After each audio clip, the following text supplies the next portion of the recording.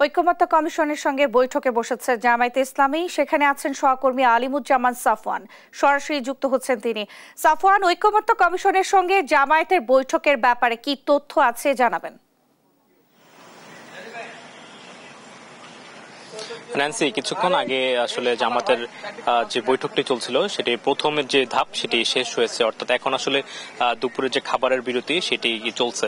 তো সকাল থেকে আসলে যে যে বিষয় নিয়ে আলোচনা হয়েছে সেই বিষয় নিয়ে জামাতের পক্ষ থেকে আসলে সংবাদ মাধ্যমে কথা বলা হয়েছিল। তো সেখানে বলছেন যে তারা প্রথমে যে আলোচনাটি শুরু করেছে সেটি আসলে দুর্নীতির ব্যাপারে। তো দেশে আসলে দুর্নীতির যে চিত্র সেটি আসলে নতুন কিছু নয়। তো তারা বলছে যে দুর্নীতি যারা দেখাশোনা করেন, দুর্নীতি দমন কমিশন অনেক ক্ষেত্রে আসলে বেশিরভাগ ক্ষেত্রে বলছেন যে তারা নিজেরাই আসলে দুর্নীতিগ্রস্ত হয়ে যায়, আর যার কারণে দুদক আসলে দুর্নীতিগ্রস্ত হয়ে পড়ে তাকে আসলে নজরদারি করার মতো কোনো সংস্থা কিন্তু বর্তমানে আসলে নেই। তো জামাতের পক্ষ থেকে বলা হচ্ছে যেহেতু আসলে দুর্নীতি আসলে যতদিন পর্যন্ত বন্ধ করা যায় দেশে আসলে একটি সুশৃঙ্খলা আসলে ফিরিয়ে আনা কষ্টকর হয়ে যাবে, যার কারণে বলছেন যে একটি বিশেষ টাস্ক ফোর্স গঠন করতে হবে যারা আসলে একটি ওয়াচডগের মতো কাজ করবে দুর্নীতি দমন কমিশনের পেছনে। তো এই বিষয়ে জামাতের সঙ্গে ঐকমত্য কমিশনের আসলে আলোচনা হয়েছে এবং এই বিষয়ে কিন্তু ঐকমত্য কমিশন একমত পোষণ করেছেন বলে আমাদেরকে জানিয়েছেন। এরপরে আসলে আলোচনা যেটি হয়েছে সেটি হচ্ছে দলীয় প্রধান এবং একই সাথে প্রধানমন্ত্রী।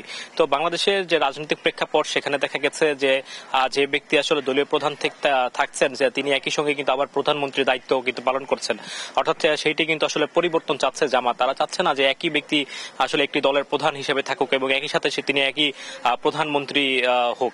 তো এই বিষয়ে যেটি বলছেন যে একটি স্বৈরাচারী যে মনোভাব, তো এই জায়গা থেকেই আসলে শুরু হয়, যার কারণে তারা চাচ্ছে না যে পরবর্তী যে আগামীর যে বাংলাদেশ তারা যে স্বপ্ন দেখছে সবাই, সেখানে এই সমস্যাটি যাতে না থাকে তার জন্য ক্ষমতা বিকেন্দ্রীকরণ তারা করতে চাচ্ছে।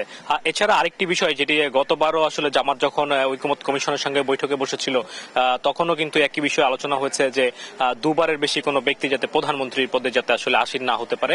তো আজকেও একই বিষয় নিয়ে আলোচনা হয়েছে বলে জামাতের পক্ষ থেকে বলা হয়েছে। তারা জোর দিয়ে বলেছেন যে যে কোনো ব্যক্তি আসলে দুবারের বেশি যাতে প্রধানমন্ত্রী থাকতে না পারে।